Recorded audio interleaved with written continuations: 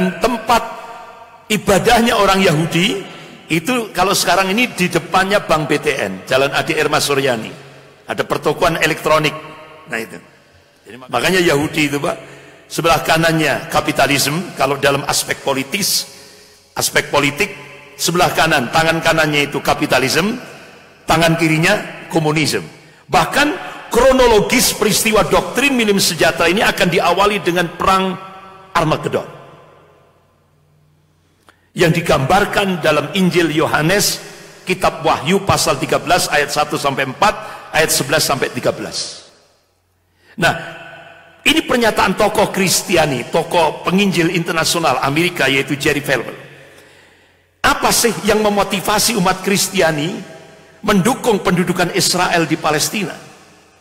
Karena ternyata ada ayat sisipan yang dimasukkan oleh Paulus, nabi palsu, yaitu dalam kitab Kejadian pasal 2.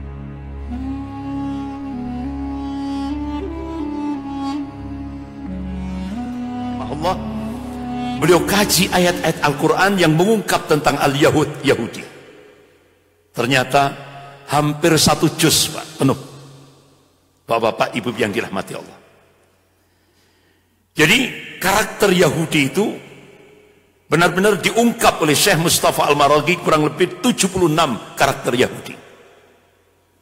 Jadi bangsa Yahudi itu adalah bangsa yang paling unik dibanding bangsa-bangsa lain di dunia ini. Dalam diri mereka terkumpul semua kejelekan, tipu daya, jiwa-jiwa teroris, rasa dengki dan konspirasi, kejahatan, kebiadaban, kebengisan, kelicikan, pengingkaran, penjarahan, keras kepala. Dan itu semua sudah menjadi urat dagingnya. Bahkan sampai Allah mengutus untuk membina Bani Israel ini 12 nabi. Apa yang terjadi? Dibunuh Pak. Jadi utusan Allah, nabi ini dibunuh. Tidak hanya dibunuh, dimutilasi,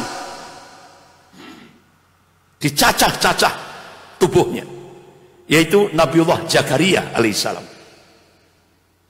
Kemudian Allah utus Nabiullah Musa alaihissalam. Ani'budullah, sembahlah Allah. Tidak mau Pak. Keras kepala mereka ini. Yang disembah malah sapi betina. Diabadikan dalam Al-Quran, yaitu Al-Baqarah. Sampai diutuslah Nabiullah Isa alaihissalam, diburu, mau dibunuh. Tapi akhirnya Allah kabarkan dalam Al-Quran, Nabiullah Isa alaihissalam dirafa, diangkat oleh Allah, diselamatkan oleh Allah. Yang disalib itu Allah mengabarkan adalah murid Isa yang diserupakan wajahnya seperti Nabiullah Isa alaihissalam, Yudas Sakariot. Jadi makanya kaum muslimin dan Kristiani beda keyakinan. Kalau kalangan Kristiani meyakini yang disalib itu adalah Isa. Tapi kalau Allah Subhanahu wa taala mengabarkan itu adalah murid Isa yang diserupakan wajahnya.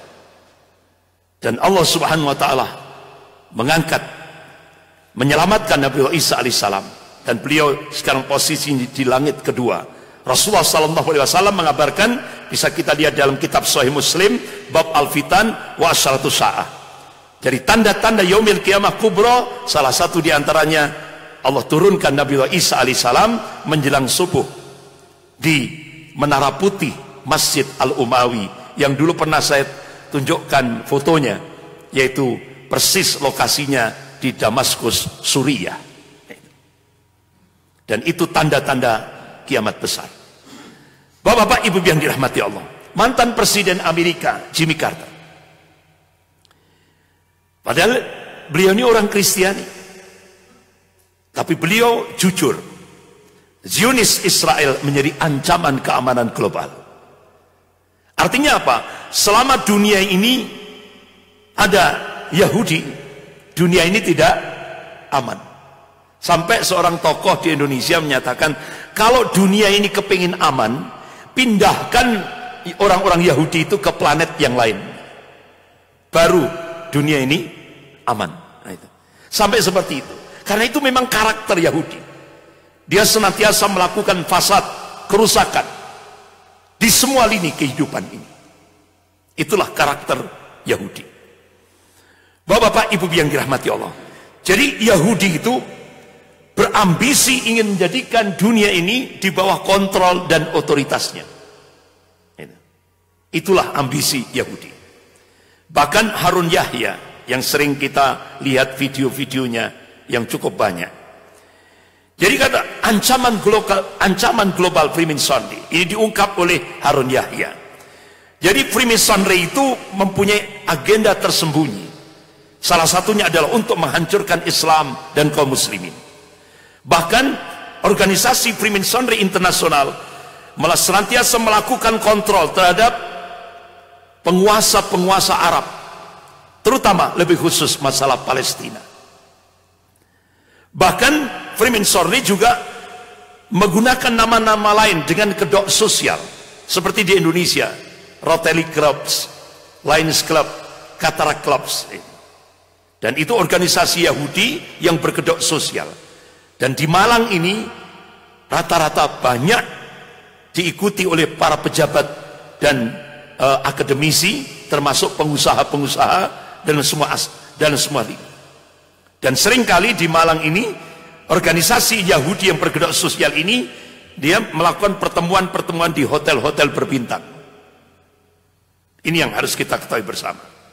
Karena memang di Malang ini markasnya Yahudi diresmikan tahun 1935. Yang dulu di Jalan Cermin, gedung RRI. Itu diresmikan 1935. Ada yang sudah lahir. Dan tempat ibadahnya orang Yahudi itu kalau sekarang ini di depannya Bank BTN, Jalan Adi Irma Suryani. Ada pertokoan elektronik. Nah itu. Jadi makanya kalau orang Malang tanya di mana, di belakang loji. Nah loji itu loji itu adalah tempat ibadah orang Yahudi. Jadi di Malang ini cukup lama. Ya. Bapak-bapak, ibu yang dirahmati Allah. Bahkan Freemasonry juga menggunakan prinsip dan menjalankan upacara Kabbalah, model-model sihir, black magic, seperti Lady Gaga. Itu upacara syaitonia. Makanya Lady Gaga itu dari Ordo Kabbalah. Jadi dia sebelum melakukan ini atraksi itu dia minum darah. Jadi seperti itu. Bahkan ya Freemasonry menyebarkan ajaran Judaisme, ateisme, komunisme, paganisme, dan nazisme. Makanya Yahudi itu Pak, sebelah kanannya kapitalisme, kalau dalam aspek politik, sebelah kanan, tangan kanannya itu kapitalisme, tangan kirinya komunisme. Itulah dari aspek politik Yahudi itu.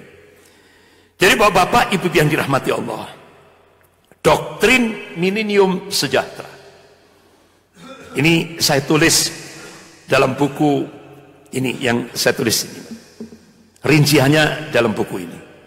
Doktrin milenium sejahtera, doktrin ini sudah menghegemoni pemikiran semua kalangan Yahudi dan Nasrani secara luas, baik itu dari kalangan Ortodok, Katolik, Protestan, Advent, Mormon, Bethel, Betani, Tiberias, sekte kesaksian Yehova, dan lain-lain. Semua umat Kristiani seluruh dunia ini sudah menjadi umbut akidah, keyakinan mereka, doktrin milenium sejahtera ini. Bahkan kronologis peristiwa doktrin milenium sejahtera ini akan diawali dengan perang Armageddon yang digambarkan dalam Injil Yohanes, kitab Wahyu pasal 13 ayat 1 sampai 4, ayat 11 sampai 13. Kalau bahasa kita Malhamatul Kubro, yang diawali dengan malhamah, perang antara kaum muslimin dan Rom, yang dikabarkan oleh Rasulullah dalam beberapa hadis-hadis sahih itu di A'ma Audabik. Di mana itu? Halab, Aleppo. Alhamdulillah saya sudah pernah ke sana. Itu di Halab, Aleppo. Disitulah Rasulullah mengabarkan akan terjadi peperangan antara kaum muslimin dan Rom. Di belakang Rom ada 12.000 arroyah, artinya ada 80 arroyah, 80 bendera. Artinya di belakang Rom ulama-ulama hadis kekinian mencoba menafsirkan Ar-Rum sekarang ini dikendalikan oleh Amerika. Di belakang Amerika itu ada 80 negara. Sekarang baru di belakang Amerika ada 60 negara, berarti kurang 20. Dan Rasulullah mengabarkan secara rinci dalam kitab Sahih Muslim bab Al-Fitan wa Asratus Sa'ah, sepertiga pasukan Islam akan melarikan diri dari peperangan itu dan Allah tidak mengampuni dosa-dosanya. Sepertiga pasukan Islam akan gugur sebagai syuhada dan sepertiga pasukan Islam akan diberikan kemenangan dari sisi Allah.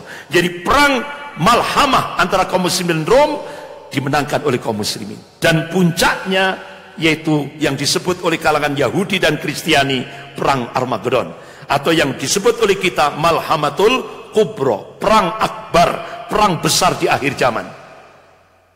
Itu sebagaimana ditegaskan oleh Rasulullah sallallahu alaihi wasallam.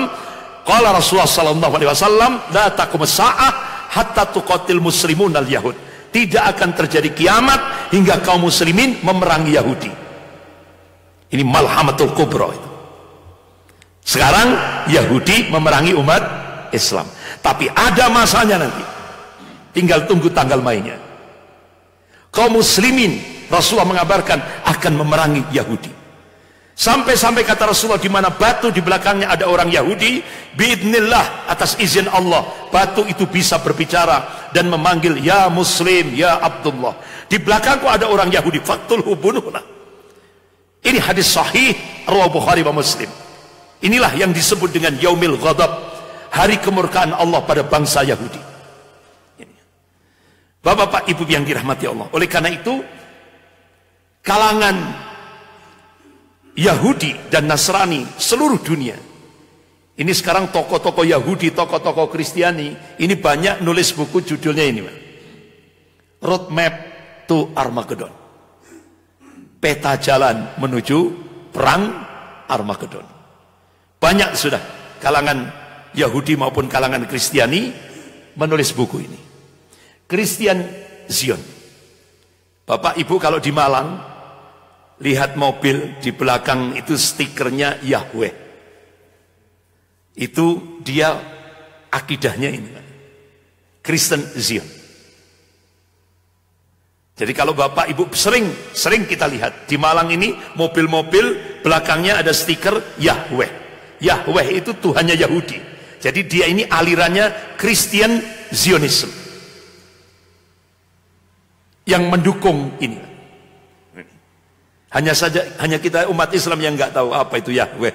Ya kan? Seringkali dipasang stikernya di belakang mobil itu, di kaca mobil belakang. Bapak-bapak ibu yang dirahmati Allah, tentang ramalan teologis tentang promised land, tanah yang dijanjikan. Jadi ini telah mengakar kuat di kalangan Kristiani seluruh dunia. Dalam kitab Kejadian, ya, dan ini pasalnya dan ayatnya. Padahal dalam kitab Ulangan, kitab Raja-Raja 1 dan kitab Raja-Raja 2, ini bertolak belakang. Ya. Jadi menyatakan Yahudi itu tidak berhak atas tanah Palestina. Nah, ini pernyataan tokoh Kristiani, tokoh penginjil internasional Amerika, yaitu Jerry Falwell. Apa sih yang memotivasi umat Kristiani mendukung pendudukan Israel di Palestina? Karena ternyata ada ayat sisipan yang dimasukkan oleh Paulus, nabi palsu, yaitu dalam kitab Kejadian pasal 27 ayat 29. Bunyinya, barang siapa yang mengutuk Yahudi maka akan dikutuk oleh Tuhan. Barang siapa yang memberkati Yahudi maka akan diberkati oleh Tuhan. Jadi ini ayat sisipan yang dimasukkan oleh nabi palsu Paulus, sehingga akhirnya ini menjadi keyakinan umat Kristiani seluruh dunia. Ini loh Pak, jahatnya orang Yahudi ini, lihainya orang Yahudi seperti ini. Dia masukkan ayat sisipan ini, padahal kalau kita lihat dalam Bible itu tidak ada hak Yahudi menempati Palestina. Tapi ini kan ayat ini akhirnya ini yang memotivasi umat Kristiani seluruh dunia mendukung pendudukan Yahudi terhadap Palestina. Ini Bapak-bapak ibu yang dirahmati Allah, Apa isi doktrin milenium sejahtera? Rinciannya di buku yang saya tulis ini. Ini globalnya saja yang saya sampaikan. Jadi doktrin milenium sejahtera ini sudah ada di dalam Bible, Injil, dan di dalam kitab Talmud, kitabnya orang Yahudi. Jadi orang Yahudi sekarang ini tidak percaya kitab Taurat, yang dipercaya kitab Talmud, yang operasionalnya disebut dengan The Protocol of Zion. Jadi isi doktrin milenium sejahtera yang sudah menghegemoni seluruh umat Yahudi dan Kristiani sedunia ini, terutama tokoh-tokohnya. Yang pertama, pemusnahan massal kaum muslimin. Tapi kalau di Indonesia diterjemahkan beda, Pak. Bukan pemusnahan massal kaum muslimin, kebinasaan kaum gelap. Kebinasaan kaum gelap. Jadi bahasanya itu agak disamarkan, diperhalus. Tapi semua pakar-pakar teologis dunia itu kalau diterjemahkan dari bahasa Ibrani itu pemusnahan massal kaum muslimin. Itu. Dan ini ditulis oleh Syekh Dr. Muhammad Al-Husaini, Muhammad Ismail Al-Husaini. Kemudian yang kedua, pendirian negara Israel Raya dengan ibu kota abadinya di Yerusalem. Yang ketiga, penghancuran Masjidil Aqsa dan pembangunan Bait Suci Salomo atau yang disebut dengan Haikal Sulaiman. Jadi tiga-tiganya ini sudah dilaksanakan. Sejak kapan? 1095 Masehi. Ini saya tulis dalam buku saya ini. Ini sejarah yang tidak bisa dihapus. Jadi pemusnahan massal kaum muslimin itu sudah digerakkan mulai tahun 1095. Bukan 1900 loh, Pak. 1095 Masehi. Kenapa? Semua negara imperialisme itu adalah proksi Yahudi, boneka Yahudi. Dan ini diungkap oleh Dr. Mahathir Mohamad ketika ada Islamic Conference di Malaysia. Beliau pidato, the Jews rule this world by proxy. Jadi Yahudi itu untuk menguasai dunia lewat proksi, boneka. Nah, boneka pertama Yahudi ketika perang salib episode yang pertama sepanjang 200 tahun yang digerakkan start 1095 Masehi dari Klimang, Prancis Selatan oleh Paus Urbanus II. Jadi dulu itu Vatikan itu pusatnya bukan di Roma. Tahun 1095 pusat Vatikan itu di Prancis, di Klimang, Prancis Selatan. Itu. Jadi digerakkan pasukan salib itu. Ini kolaborasi antara Yahudi dan Nasrani. Yang dijadikan komandan pasukan salib itu dua tokoh Yahudi, yaitu Godfrey dan Peter. Akhirnya sampai tanggal 15 Juli 1099 Masehi, sampailah ke Al-Quds, Masjidil Aqsa. Berapa umat Islam yang dibantai? Kurang lebih 70.000 kaum muslimin dihabisi tanpa tersisa. Bahkan Roman de Teloisi, salah seorang anggota pasukan salib, itu ketika dia nunggang kuda, ketika masuk di pintu gerbang Masjidil Aqsa, itu darahnya umat Islam itu setinggi kaki kuda. Jadi foto-foto itu pernah saya tayangkan di Masjid At-Taqwa Batu, itu 15 tahun yang lalu. Nah, salah satu pengurus takmirnya langsung, oh itu yang disampaikan Ustaz Andri itu hoax. Saya dituduh hoax. Alhamdulillah, beliau kepingin tahu betul. Sempat tanya kepada saya, di mana itu Ustaz Andri? Lihat Bapak, lihat tulang-tulangnya umat Islam itu masih diabadikan, yaitu di Republik Ceko, kota Sedlec. Qadarullah, jamaah Masjid Taqwa Batu ini berangkat ke Republik Ceko. Langsung dia menuju kota Sedlec. Kaget, Pak. Ternyata apa yang saya sampaikan 15 tahun yang lalu di Masjid Taqwa Batu Itu benar, hak. Beliau foto sendiri, mulai dari depan gereja katedral di Republik Ceko di kota Sedlec ini. Itu dipenuhi dengan tulang-tulangnya umat Islam yang masih diawetkan sampai hari ini. Masuk itu tulang-tulang umat Islam yang dibawa dari kejadian 15 Juli 1099 Masehi, ketika pembantaian 70.000 kaum muslimin yang ada di Masjidil Aqsa oleh pasukan salib yang dipimpin oleh Godfrey dan Peter. Bapak-bapak, ibu yang dirahmati Allah. Jadi proksi Yahudi, boneka Yahudi ketika perang salib episode yang pertama sepanjang 200 tahun itu adalah Perancis. Kemudian muncul lagi perang salib, pemusnahan massal kaum muslimin, perang salib episode yang kedua sepanjang 600 tahun. Indonesia kena jatah 350 tahun oleh Belanda. Berapa yang dibunuh umat Islam di Indonesia? Bahkan pernah itu dalam sejarah, pernah di Jawa ini terjadi kekosongan ulama. Karena apa? Itu ribuan, 6.000 lebih ulama se-Jawa dijebak, Pak. Dibunuh dalam waktu yang singkat. Sehingga pernah di Jawa ini kekosongan ulama oleh penjajah Belanda. Jadi ini doktrin ini sudah benar-benar sudah menjadi keyakinan. Kemudian muncul lagi perang waktu itu perang salib episode yang kedua, bonekanya Yahudi siapa? Inggris. Kemudian muncul perang salib episode yang ketiga. Kapan? Sejak bulan April bulan April 92. Mulai dari mana?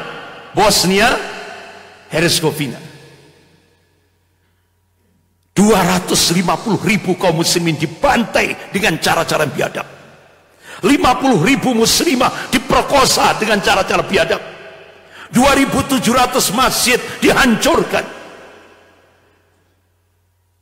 Ada satu-satunya presiden seluruh dunia yang memberikan simpati dan memberikan bantuan pembangunan masjid dan diresmikan oleh beliau sendiri. Seluruh dunia Islam yang berani cuma Pak Harto, yang waktu itu didampingi oleh ajudannya Jenderal Safri Samsudin. Pak Harto sama Jenderal Safri Samsudin langsung tanda tangan siap mati, kontrak mati, karena PBB angkat tangan, tidak bertanggung jawab akan nyawa Presiden Soeharto sama Jenderal Safri Samsudin. Akhirnya kontrak mati, ketanda tangan. Akhirnya Presiden Soeharto, Jenderal Safri Samsudin berangkat. Yang sekarang Jenderal Safri Samsudin mendampingi Pak Prabowo jadi Menhan. Nah, itu. Jadi bapak-bapak, ibu yang dirahmati Allah, luar biasa waktu itu. Dan habis itu terus bergerak. Jadi bapak-bapak, ibu yang dirahmati Allah, ini bahkan kita lihat di majalah Newsweek edisi 2001. Ini tokoh Yahudi yang cukup militan, Prof. Samuel Huntington. Dia tulis buku Civilization and the Clash of Civilization, benturan peradaban. Jadi dia terang-terangan, dia tulis dalam majalah Newsweek, The Age of Muslim War. Jadi politik global sekarang ini adalah zaman perang terhadap Islam. Ini Pak, tidak lepas dari doktrin milenium sejahtera, pemusnahan massal kaum muslimin. Dan pada saat perang salib episode yang ketiga ini, Indonesia kena jatah lagi. Tahun 2000, di mana? Ambon. Berapa yang dibantai umat Islam? Kurang lebih 3.000-an. Saat umat Islam sholat Idul Fitri, Poso, berapa Pak yang dibantai umat Islam? Kurang lebih 1.000-an. Perang salib episode yang ketiga. Dan perang salib ini tidak akan pernah berhenti. Allah sendiri yang mengabarkan sampai ila yaumil kiamah, tidak akan pernah selesai. Bapak-bapak, ibu yang dirahmati Allah, ini kan rinciannya. Bosnia, ini perang salib episode yang ketiga. Kemudian terus bergerak ke Afghanistan. yang dimotori oleh George Bush. Berapa umat Islam yang dibantai di Afghanistan? Kemudian bergeser ke Chechnya, Kosovo, Kashmir, Somalia, Palestina, Patani, Thailand Selatan, Rohingya, Filipina. Bahkan saya punya videonya. Amerika membantu 3.000 marinir untuk menghabisi kaum muslimin Moro, Filipina Selatan. Diburu, Pak. Padahal umat Islam Pak, Filipina itu dulu mayoritas seperti Indonesia.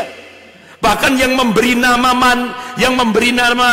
ini kota itu kan Ibnu Battuta rahimahullah, diberi nama Fi Amanillah. Sekarang dirubah jadi Manila. Itu umat Islam mayoritas.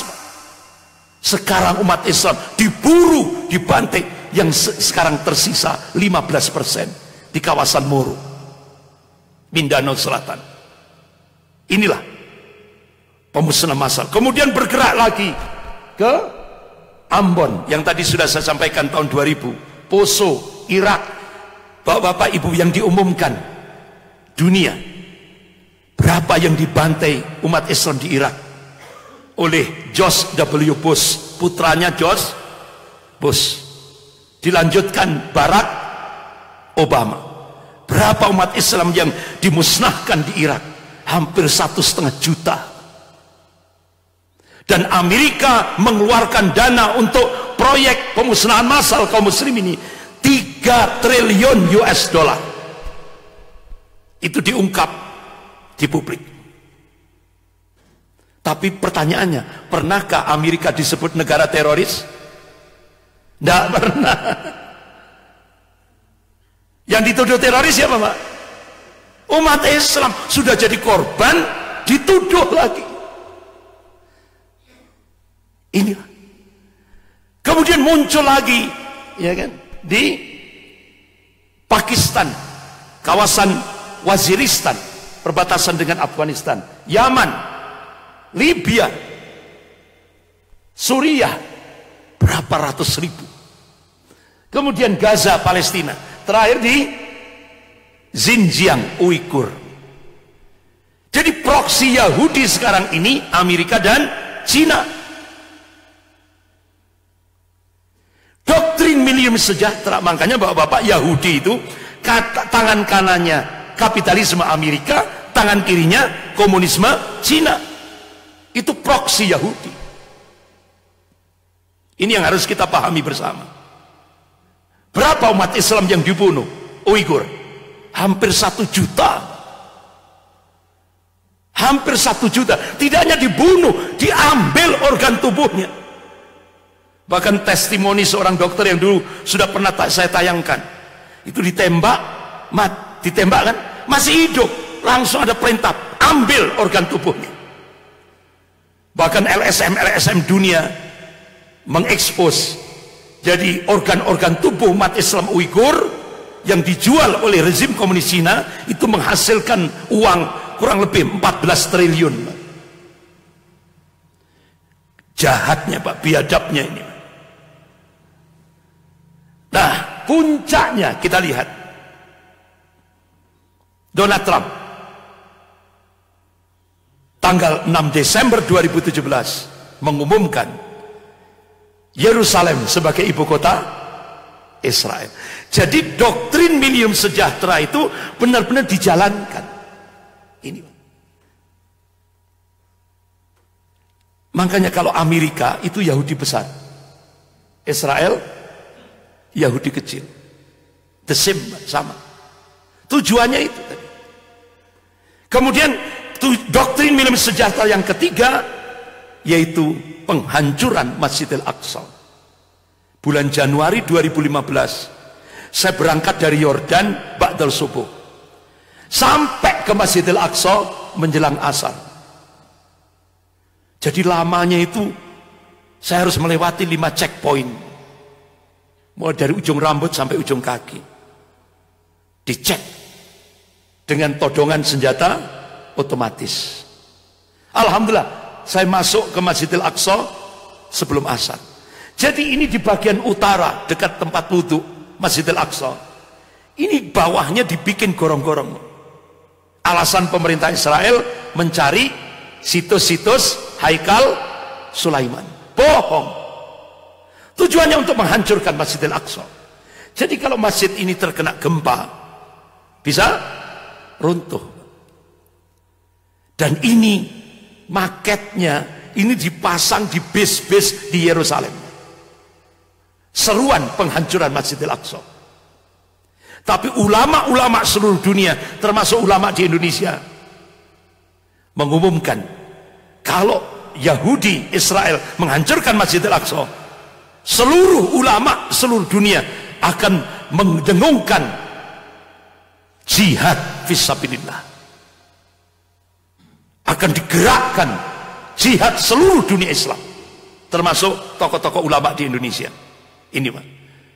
Bahkan Syekh Profesor Dr. Yusuf Qaradawi, beliau kalau ini sudah arahnya ke sana, beliau akan memimpin beliau akan berada di garda terdepan, walaupun beliau pakai kursi roda. Itu benar-benar yang dicita-citakan oleh beliau, yaitu al-mautu fi sabilillah asma amanina. Mati syahid di jalan Allah, itu adalah cita-citanya. Bapak-bapak, ibu yang dirahmati Allah. Jadi Zionisme Yahudi Internasional itu dulu tokohnya Rothschild dan Rockefeller. Nah, ini sudah mati semua. Yang sekarang yang masih punya peran George Soros dan Henry Kissinger. Henry Kissinger ini sekarang umurnya 98 tahun, Pak. 98. Tapi masih menggerakkan dua tokoh ini. Sampai PT Bentul Internasional, Pak, Karanglo, itu 50% sahamnya milik George Soros. Bahkan Kepala Bakin Badan Koordinasi Intelijen Negara Republik Indonesia, Letnan Jenderal Z. A. Maulani, siapa yang menggoncang Presiden Habibie? Otaknya ini George Soros.